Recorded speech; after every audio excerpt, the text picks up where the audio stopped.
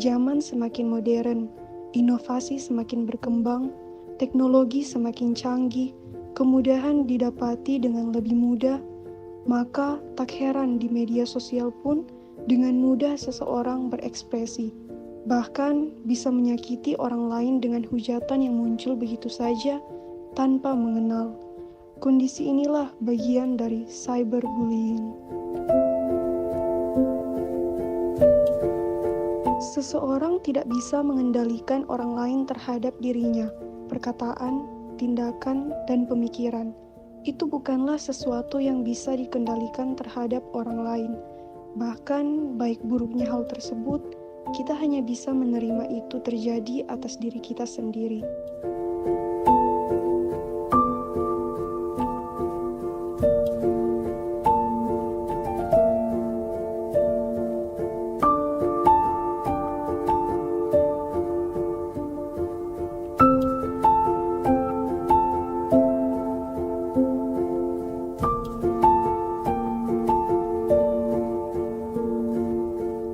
Orang yang bahkan kita tidak tahu asal-usulnya, bisa gampangnya orang tersebut melontarkan sesuatu yang tidak seharusnya dikatakan.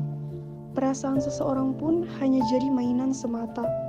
Kita tidak bisa mengatur atau menolaknya, karena hal ini bagian dari kehidupan. Yang bisa dilakukan hanyalah menjaga respon hati terhadap orang lain.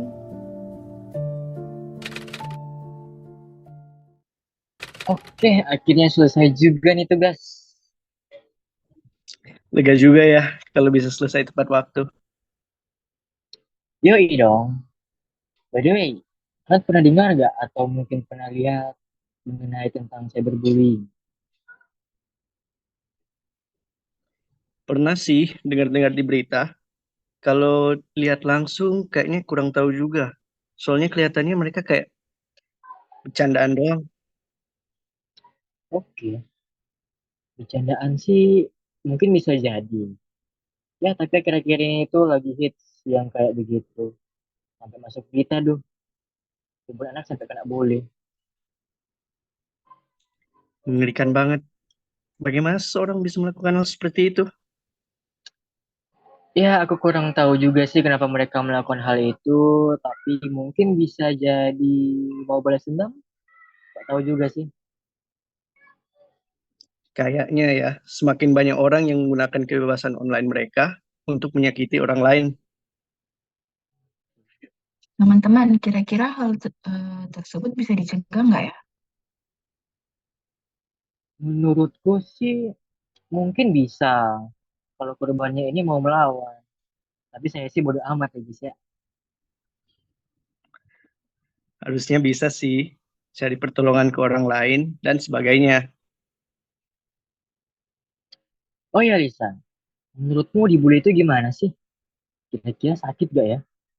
Gak bisa bayangkan sih kalau misalnya ya untuk dibayangkan rasanya aja itu udah gak bisa dibayangkan lah. Nah, kalau mungkin itu terjadi di diri saya mungkin ya, mungkin saya sudah akhiri hidup sih. Menurutmu bagaimana Lisa? Halo, aku dia oke. Halo, suara saya kedengaran nggak? Kedengaran kok. Lah, halo Lisa, kok diam sih? Maaf ya guys, aku keluar duluan. Makasih. Lah, kok tiba-tiba keluar dia? Aneh. Jadi yakin ya apa yang dikatakan orang-orang? Dia kenapa sih gak suka deh kayak gitu? Ditanya malah langsung keluar tanpa alasan lagi. Biarkan aja deh. Ya, kalau aku sih bodo amat.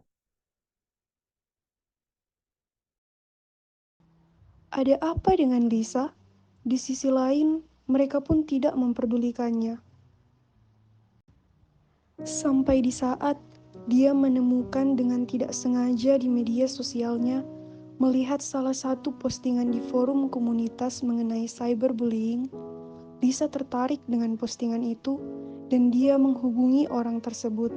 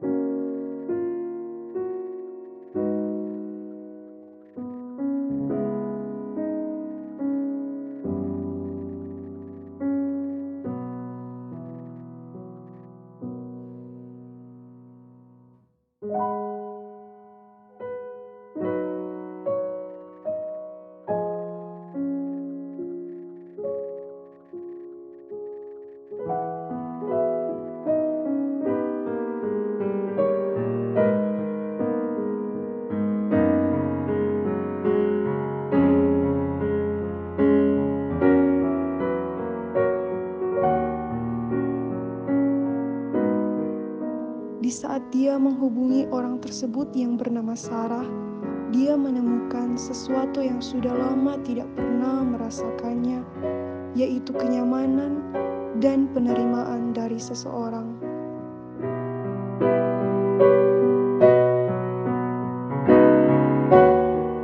Lisa dan Sarah membangun hal positif dari media sosial lewat forum komunitas yang mereka buat. Seseorang mulai terbantu dengan sarannya mereka. Wah, makasih ya. Saran dari kalian berdua sangat membantu untuk saya. Iya, sama-sama. Kalau butuh saran, hubungi saja nanti. Kita siap untuk membantu. Siap, makasih ya.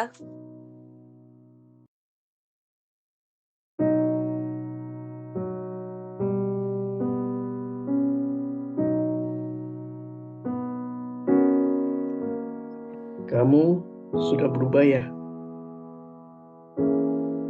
Apanya ya? Biasanya kamu terlihat seperti ingin melarikan diri. Emang benar gitu? Ya, sering terlihat seperti itu. Kalau sekarang terlihat seperti apa? Terlihat lebih happy dari sebelumnya. Oh iya, makasih. Tapi sebenarnya ada perlu apa? Apakah hanya mengatakan hal itu? Sebenarnya, saya ingin meminta maaf. Lah, kenapa?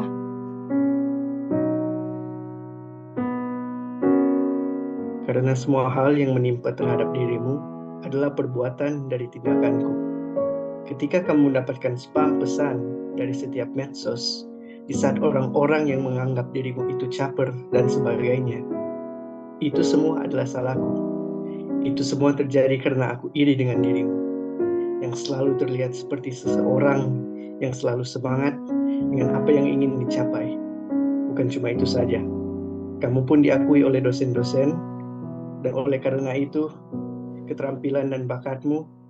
Jadi karena hal tersebut, semua hal yang kulakukan terhadap dirimu, agar kamu bisa kehilangan fokus dan semangat.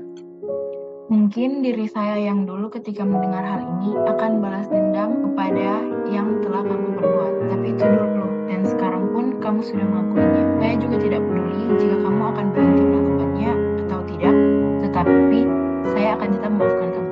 Saya meminta maaf sebesar-besarnya. Ketika saya melakukan hal-hal tersebut sudah tidak ada arti bagiku. Jadi saya ingin sudahi hal-hal sia-sia tersebut.